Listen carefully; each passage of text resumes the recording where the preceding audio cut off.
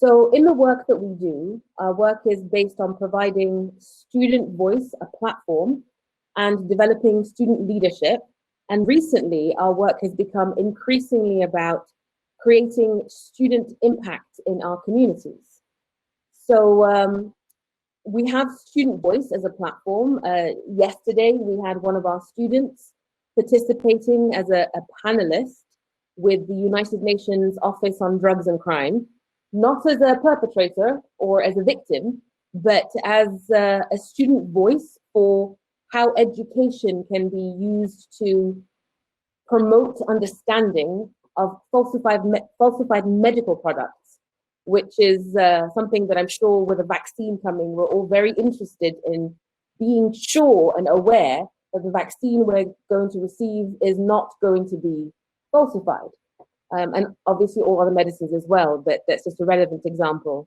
And we also have students that will be participating in youth forums with the United Nations. So that's part of the student platform for student voice for the work that we do. The other part is developing student leadership, which we do through many different programs, where the principal aim and objective is to give ownership to students. And that's very much what these community impact projects are about. They're about giving students the ownership of their own projects. It's student-selected, student-led, and student-centered. And of course, adults can join in too, but it's just the color scheme is geared towards students. So once again, I'm going to download the booklet, the user guide for you all in the chat, if I can find it. There we go. Thank you, Ella. So once again, I'm going to share that in the chat, and I encourage you all to download it. This booklet was made by students. So let's begin. 2015, as I'm sure you're all aware, the whole world came together with a plan, a specific plan for how to improve global well-being, and they named them the Sustainable Development Goals, or SDGs, as we like to call them. So these 17 goals started as something quite different, and then fortunately, they learned from prior mistakes. There used to be something called the Millennium Development Goals, but now they have become something quite different. And instead of having these 8 Millennium Goals, they created these 17 Sustainable Development Goals. I hope everyone's aware of the Sustainable Development Goals. Have you at least heard of them?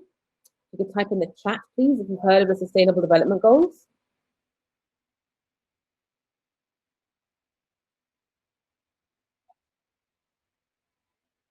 Right, I'm going to assume that you haven't, right?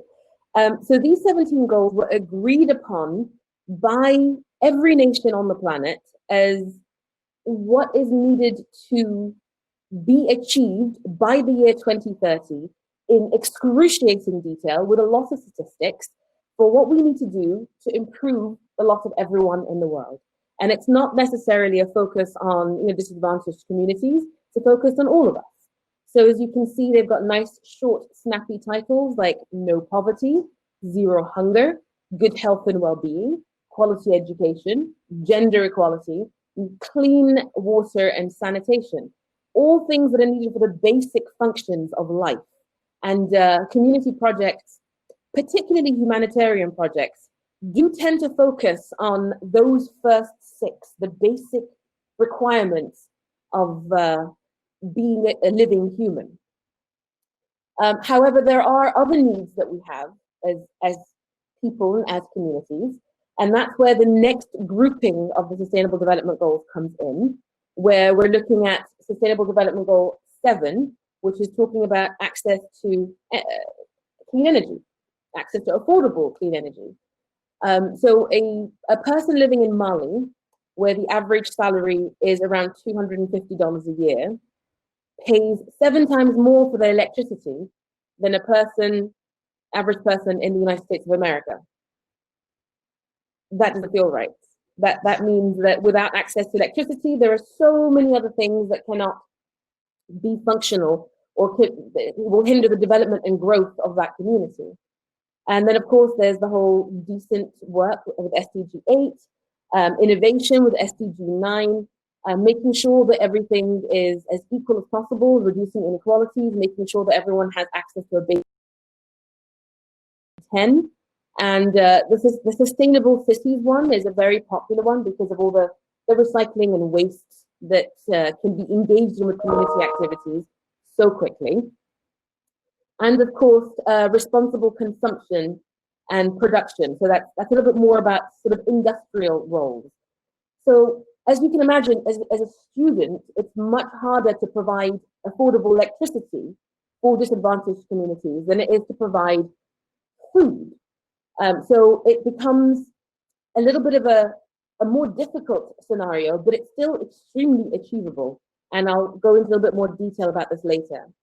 And then, of course, there's the ecological sustainable development goals. So we've got climate action, which is more policy related. So how do we advocate for climate action?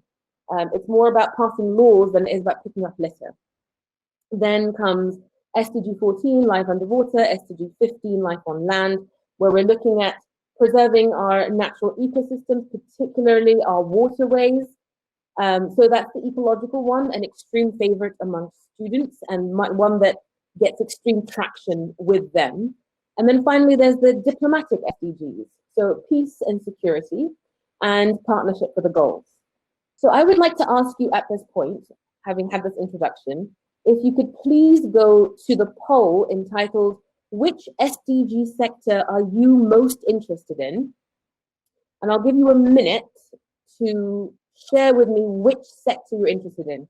The first sector on well-being for SDGs 1 to 6, the second one for industries for SDGs 7 to 12, ecology for SDGs 13 to 15, or diplomacy for SDGs 16 to 17. So if you could please vote, then it'll give me some kind of idea as to what direction we should take this workshop in.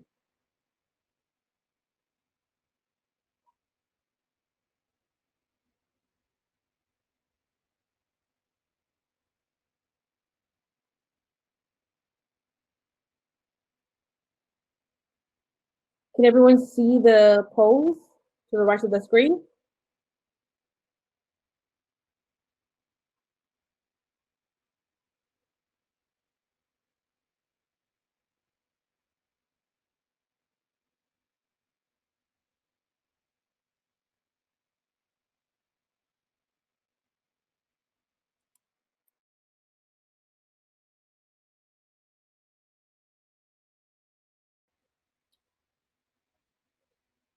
Right. So I haven't received any votes on the poll, so I'm just going to proceed in a more general way. So yes, the Sustainable Development Goals have been made to look very bright and very engaging because all of us are magpies that are interested in colors. But really, what makes the SDGs so equipped to handle our world issues? What they do is they, first of all, provide a needs analysis that tells us what is the situation around the world at present, by country and by region. And then they provide detailed milestones that the world needs to achieve by 2030. And they cover almost every aspect. So while there are 17 sustainable development goals, there are 169 indicators of success, 169 little indicators. And then it breaks down into more and more smaller milestones. So it's an incredibly detailed and visually arresting plan for the world. And the responsibility for achieving this global well-being, this community impact, this difference, the starry-eyed ideal that every child has, if I want to make a difference in my world, this can only be achieved by universal action. So governments are invested in acting, institutions are invested in acting, and we as a community are also invested and acting. And it doesn't necessarily need to be enormous issues. It can be something simple in our own life choices, such as the famous meatless Mondays. You know, if you don't eat meat once a week, will you be an eco-warrior? No. But will you make a positive impact in your community? Yes. So the scale of the project is not the objective here, but the ubiquity of the project very much is. We want everybody to be engaged in making an impact in our world. So in our program in THIMUN Qatar, I'm showing you right now a picture of some of our student ambassadors bearing the flags of the nations that they're representing in a packed theater in the Qatar National Convention Center, about to begin 3 days of intensive debate on solutions to world issues. The program has a huge educational capacity, but they also have a lot of community impact and service capacity. So they've created so many different ways in which they can make an impact, and through that, they've gathered partnerships, because sometimes it's better not to invent the wheel. So there are plenty of Qatar-based partners, there are plenty of international partners, and a full list can be sent to you via email if you would just send us an email on our work email, thimunqatar@qf.org.qa. So what can we do in our communities? What are the examples of things that we can do in our communities? Well, we can do food drives. So here's myself with some students and a volunteer organization called Wahab, where we're packing a month's worth of dry goods and rations together with some meat products to deliver to families whose salaries were cut by, in some cases, 75% during COVID. And with one person earning at a 25% salary, it actually became a genuine humanitarian issue. So they were able to put together hundreds of different food boxes to share with people, and they continue to do this on a monthly basis so that communities can be impacted. Another one, I'm not sure where you are in the world, but it's very possible to locate your local recycling center, sort your recycling, recycle it, and then challenge 5 families within your community to do the same. This is a concept that was coined by Paulo Freire in Brazil 50 odd years ago, where the community is the center of change. So once you have taken ownership of something as simple as I am recycling now, you then become an ambassador for that community impact. And you can reach out to your neighbors, to your friends. I'm sure everyone can find 5 families that they can challenge to do a week's worth of recycling.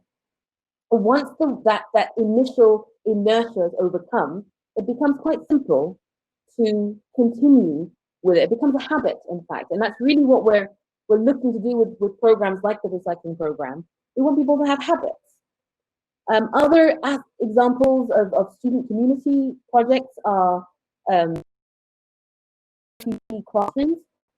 The world is not as it was 10 years ago even, and refugee classrooms do have access to the internet, they do have access to devices, which means that we're very much connected, and therefore students from home can click in to a refugee classroom and offer peer support, peer mentoring, perhaps even conversations in English to help boost their English, or whatever else that student feels they have a passion and the ability to share their skills in.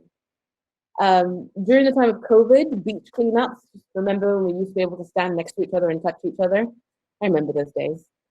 But beach cleanups as an outdoor activity can still be done in a socially distanced manner and very safe. So not like this exactly, but more like 1.5 to 2 meters apart. The rubbish is still there, and you'll still be able to pick it up and take it to the local dump where they can handle it. So really, when we want to do a community impact project from our homes, the most important thing that we need to start with is to investigate. So this is the point where I would like to invite you to download the student guide, and I'll take you through it bit by bit, and hopefully by the end of it, you'll have gone away with a resource that you can share with students, with everyone around you. that will guide you step by step through the 5 major steps of putting together a community project at home. Does everyone have access to this document?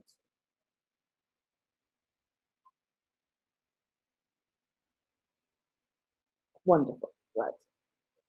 So as you can see on the document, the first step is to investigate your problem.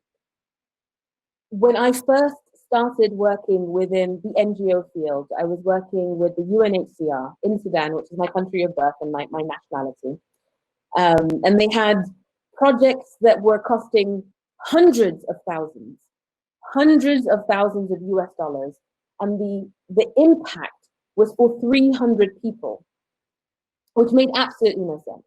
And of course, that hundreds of thousands factors in the UN staff that were working, my salary, their salaries, the protection, because Sudan was considered a danger zone. It was a civil war at the time. However, the problem was that as the project was rolled out and successfully completed, there was no follow-up. So the project would fall apart and have no scalability and no sustainability. And that I found that extremely frustrating. And I realized that the main problem was that nobody had investigated with the primary stakeholders what they wanted and what they needed. The UN agencies came in and assumed that what was wanted and what was needed was adult literacy. Well, actually, no, that's not quite what they wanted, and definitely not the way that the UN program had delivered it.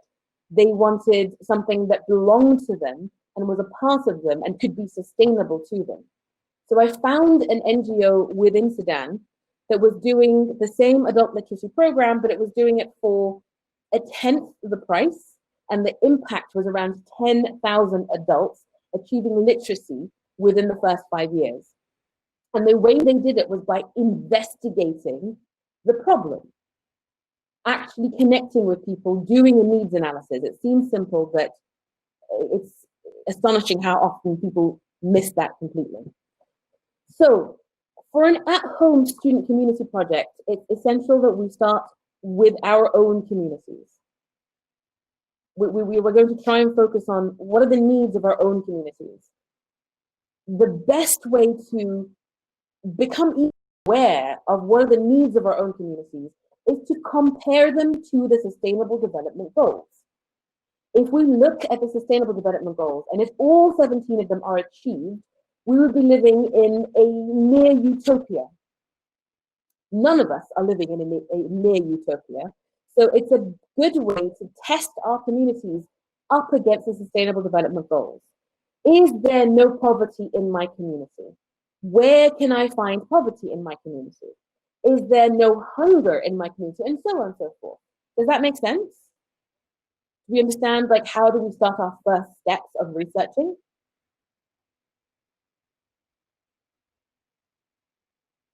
Very strange speaking into a camera when I can't hear you.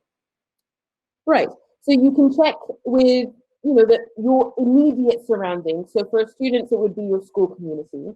For yourselves, if you're not still students at school, you can look at the compound where you live, the area where you live, the community, the village where you live. If you're tied to your ethnic roots, then you can look at the needs of your ethnic community and the community that you identify with, or just generally any communities that you may have come across and you can see a problem and you have the opportunity to actually go in and investigate what are their needs.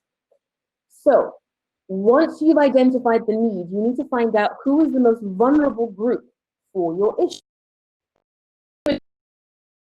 I like to be very, very specific. I'm a graduate of maths. I'd like things to be very, very clear. Let's take, for example, SDG 3, good well-being.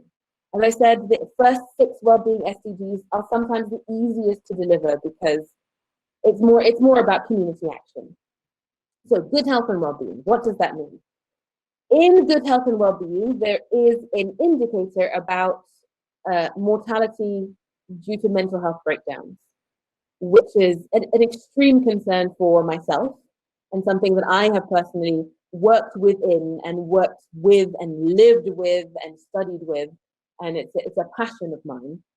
And we did some investigation within Qatar, and we found that we've got some extremely high anxiety and depression rates, extremely high.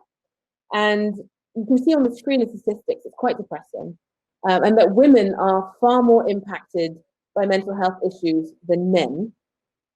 So for every 13 patients within receiving treatment, you'll have only 10 equivalent being men. Now, this is something that indicates to me that it would be useful to target some mental health support towards women within the community of Qatar. So, okay, let's investigate some more. We can look at the SDG tracker for global communities, which we won't do because we don't have time for today. But just to show you what it looks like, the SDG tracker for mental health, SDG 3, that's all birth attendance, neonatal, where's the mortality?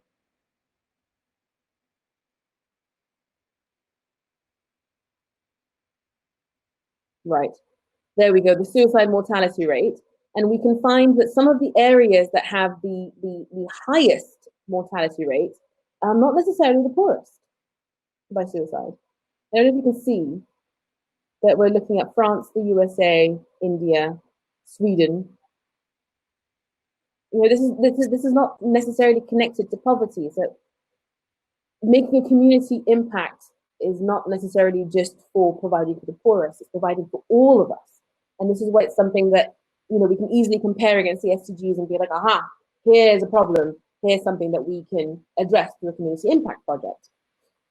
So, okay, we're trying to reduce mortality from non-communicable diseases and promote mental health, which, as you can see, is target 3.4 for SDG 3. And we want to be really, really specific. So using your booklet, it will ask you guided questions to say which community is the most vulnerable, which SDG indicator best fits this problem, and then you write it all down. And I don't know, maybe it's a feature of my age being very close to my 40s, but I like to write things down with a pen and paper. All of this online business is really not the thing for me. So if you prefer to print things out on already, you know, good on one side paper, we're trying to reduce waste, then please do so. Otherwise, if you're sort of younger and more comfortable typing things online, please fill in the booklet online. So, okay, we're specifying our goal, and now we're going to narrow it down. So if I'm trying to find a solution to a problem, I really need to know what is the root cause behind this problem. Why are women in Qatar so anxious and depressed? Any ideas? Would anyone like to share in the chat? Any ideas? I mean, perhaps for those of you who are not in Qatar, this is true globally. Women are more anxious and more depressed. Would you like to share in the chat your ideas as to perhaps what are the root causes of this? Why is it that women are more anxious and more depressed? With a particular focus on girls, ages 13 to 21. Some of the highest mortality rates in the world due to mental health are from girls within that age range. Why? What's the root cause?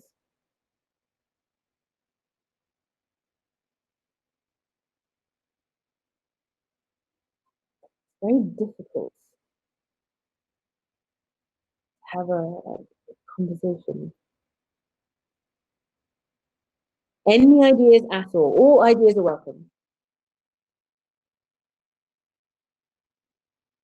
Thank you, Charlotte. Oh, Charlotte, lovely to see you. Yes, absolutely. Social pressures are a huge factor for the overwhelming anxiety and stress rates that young girls in particular find all over the world and specifically in Qatar. So if the root, yes, thank you, Wella. If the root cause is social pressure, well, can we change society? Is that something that's feasible for us? Is that something that's achievable for us? Can we, as a community, change society? That may be a little bit of an ask to make a community project. Thank you, Ala, absolutely. We can definitely educate next generations. We can remove the stigma from mental health by talking about it openly. We can call out those who are behaving with ignorance and boorishness around mental health. And we can definitely provide resources to help calm anxiety and depression. It's not easy because every person is a perfect crystal that is unique. However, there are some universal things that we all need. We all need to drink water. We all need to eat food, preferably in the chocolate form. And we all are susceptible to the same anxiety soothing and depression soothing exercises and activities. The first one being to appreciate each other, to see each other, and to hear each other. They're very simple things, but it's astonishing how few people feel appreciated, seen, and heard. It sounds like such a simple thing.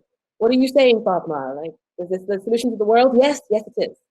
Take it as gospel, go home with it, make posters. It's very, very simple. So how do I make a young community of girls feel appreciated, heard, and seen? So let's investigate a little bit more. Right. Let's do that. Let's do that. Let's do that. Right. If I want to provide access to appreciation, being seen and being heard, now that I've identified the root cause of why there's a lot of anxiety and depression amongst young girls, I can come up with a project to help. I can come up with a celebration circle where we make gratitude boards and share with each other what we're grateful for. I can come up with buddy circles where students can go to a safe space with a buddy that's been trained by the school counselor and share their concerns. I can come up with a project where I'm sharing resources freely and openly and having lots and lots of conversations where everybody, because this is a problem for everybody, it's not just a problem for girls, but where specifically younger, terrified, anxious and depressed people can go and find resources to help them manage their stress, to help them communicate their feelings, to help them wave and flag down being seen.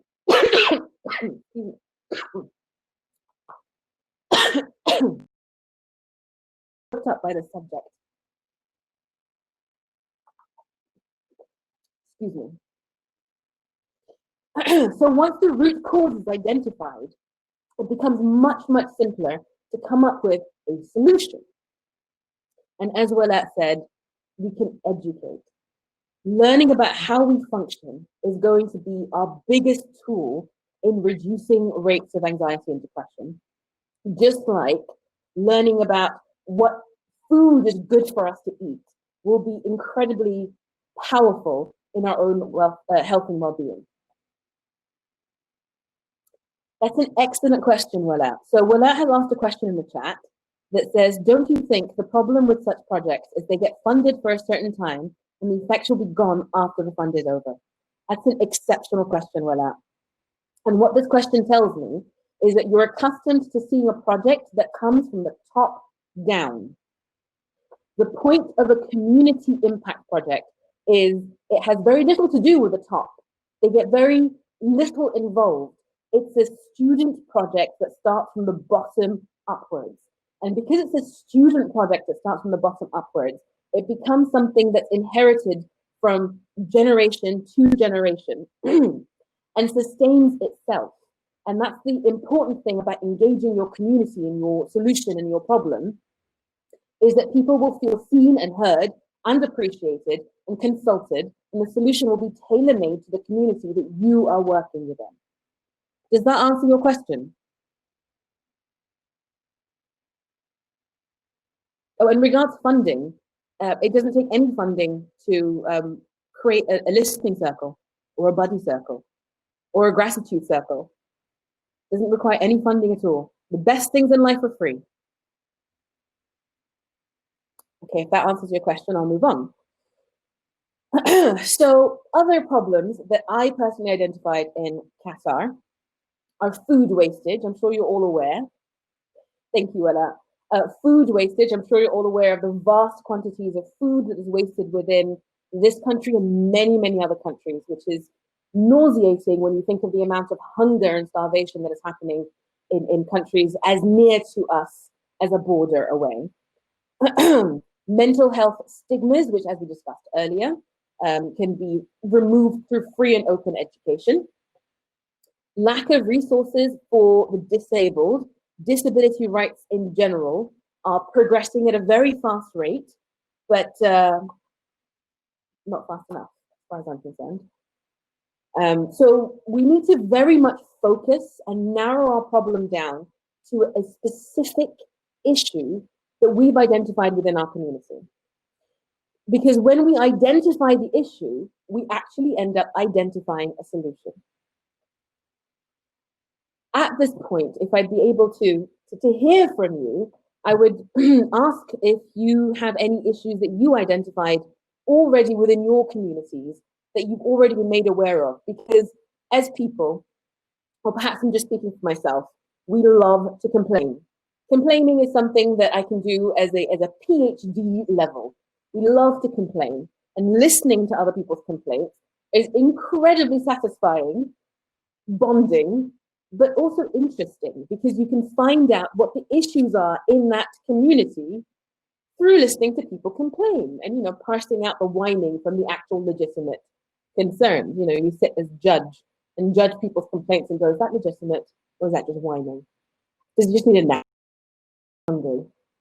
Or is this an actual problem? But unfortunately, we won't have time because this is going to finish in 4 minutes. So once we identify as an issue, we can then identify a solution. It becomes paramount at that stage that we do not feed into an instinct to huddle into a ball and try and create this project in isolation. A community project cannot be done in isolation. It must be done with the full support of a team of your peers, the community that you work in, your own personal community at home needs to be behind you on it. So it needs to have a lot of communication.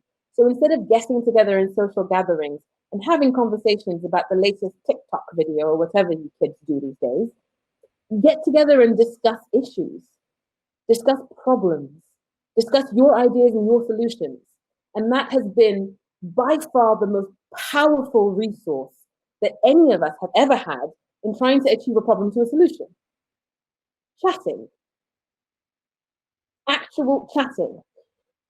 Through those chattings, you'll be able to narrow down your solutions. You'll be able to balance all of your resources, get all that information together, use the booklet that I sent you in the chat to make notes of your journey. And I won't go through the examples of service projects at all. But it then becomes really important to reach out to partners as well. In your communications, you can find out whether somebody else has actually tried to do this project before, and these are the issues that they face, so I'm going to learn from them. It's not wastefulness to chit-chat. It's just feminine, and unfortunately the feminine is not well respected in our communities. But it's so powerful. These conversations are really how the world truly turns, and why, put a little feminist rant in there, why female leadership always has some significant impact compared to male leadership, because we talk to people. Sorry, gentlemen, but I have to just put that in there.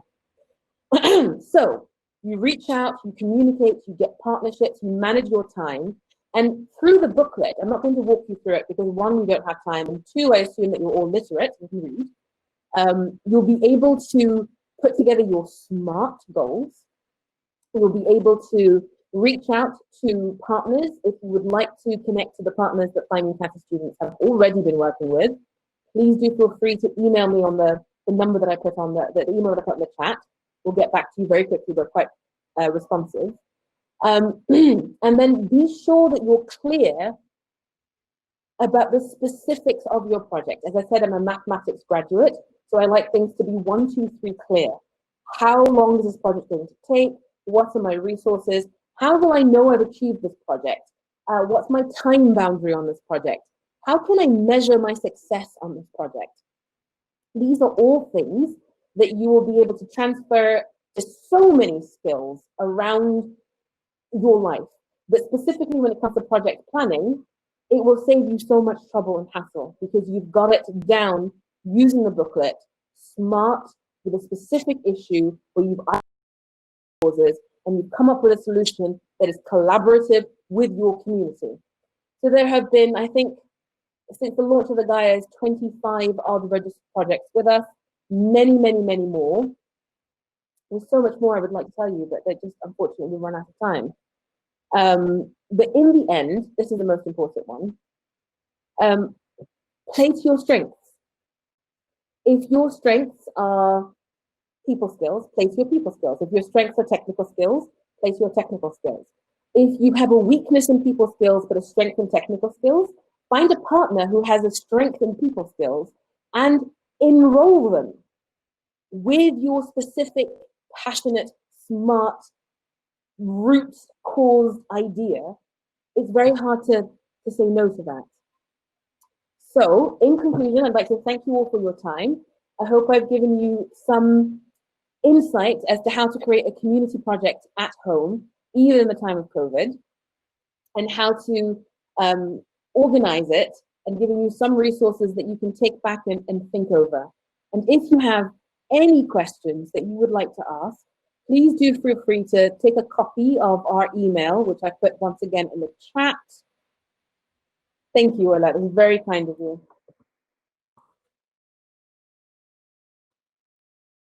Right, I put the email once again in the chat. Please do feel free to email and just say, oh, I was in your training session for the Generation Amazing Festival. It's a delight to know that you're at the other end of this camera, Charlotte. I missed our time in Vienna together. So Charlotte is one of the student voice that went with us to the UN session in Vienna in May 2019. She made me so proud. Absolutely love it. All right, so since we have now exceeded the time, Sarah, can I get confirmation? It's time to go, right?